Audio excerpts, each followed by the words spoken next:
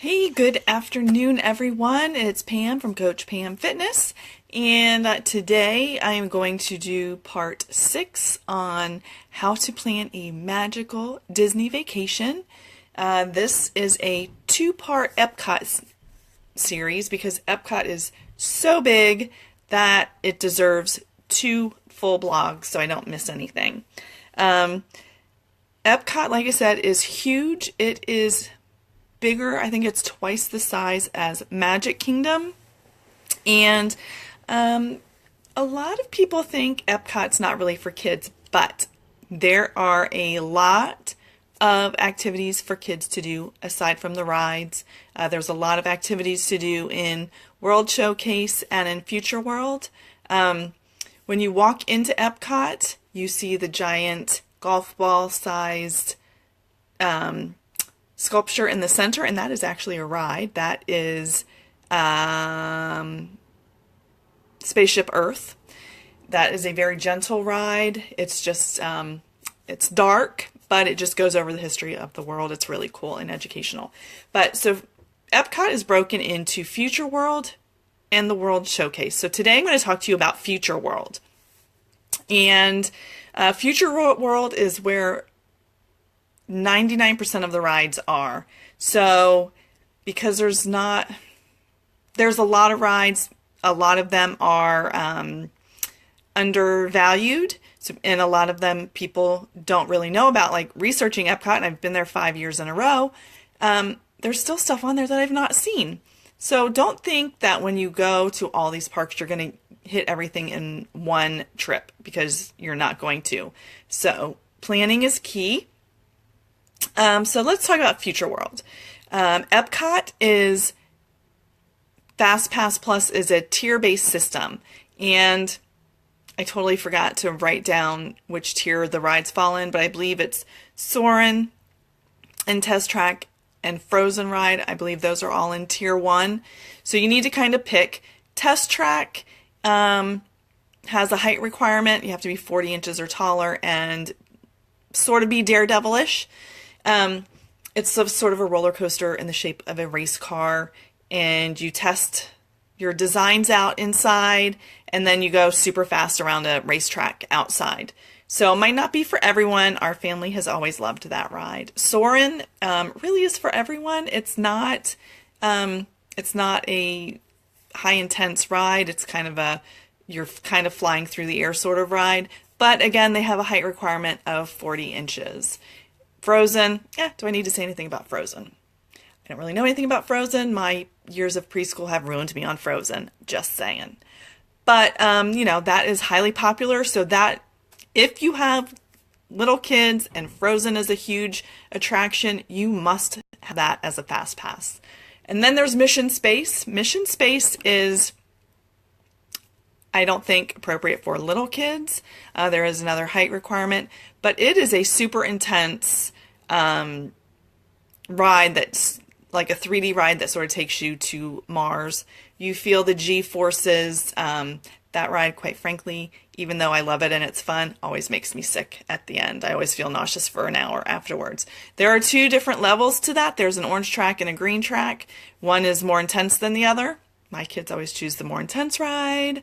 And then, like I said, there's Spaceship Earth, which is the giant golf ball in the center of the park. And that one is very low-key, educational. And then when you exit that ride, you're inside another building that has a lot of educational world history things in it.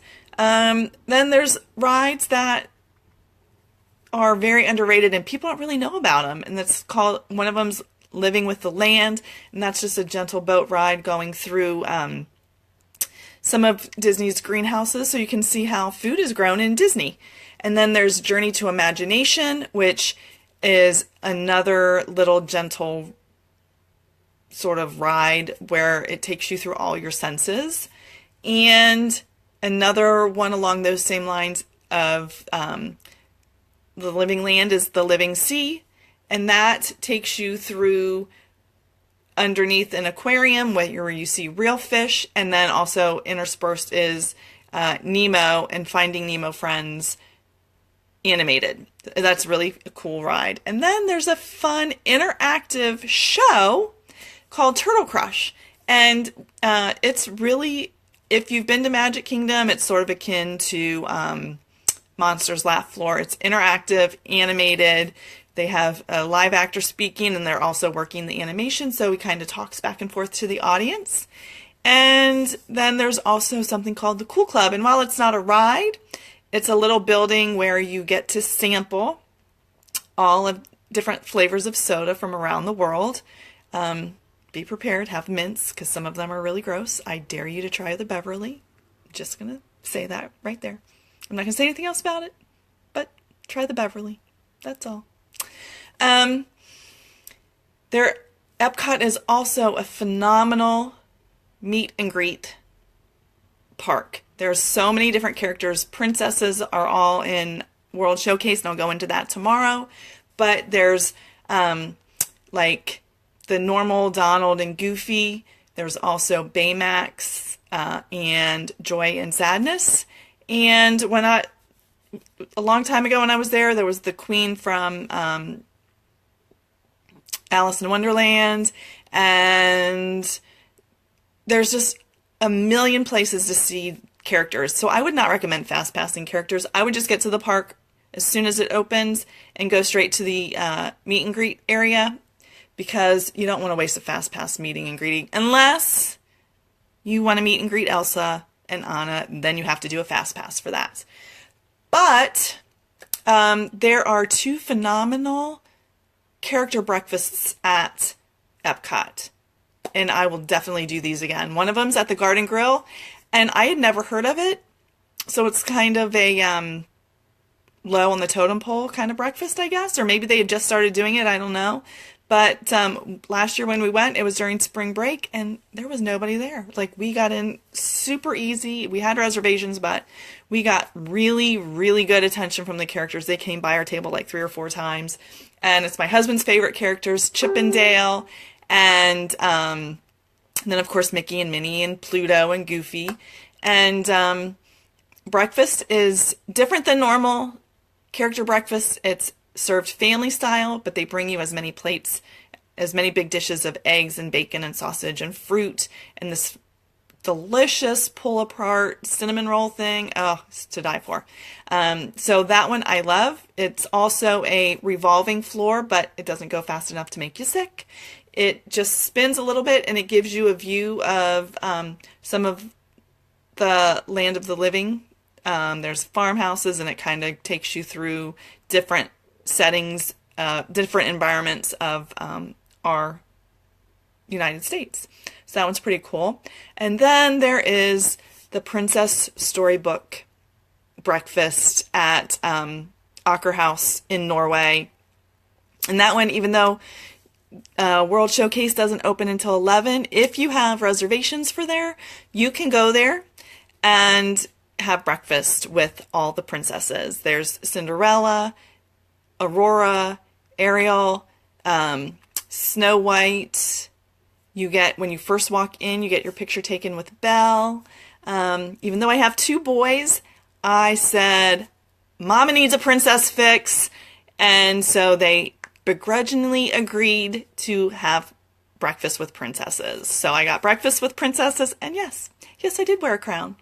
So that one is also served family style, but they have a cold buffet with Norwegian style breakfast like smoked salmon and lox and cream cheese and stuff like that. But then they bring you hot breakfast of eggs and sausage and potatoes and stuff like that. And there's pastries on the cold breakfast also. So that is, in a nutshell, Future World. It's huge. You could do Future World in one day and still not see everything. Like I said, we've been there 5 years in a row, and we still haven't seen everything in Future World. But so I hope this helps you plan for your Disney vacation. Tomorrow I will talk more about World Showcase and let you know that, yes, there are things in World Showcase that are very fun for kids to do. So you'll have to stay tuned tomorrow for that episode. And I hope you have a fantastic day. Thanks for watching. This is Coach Pam from Coach Pam Fitness.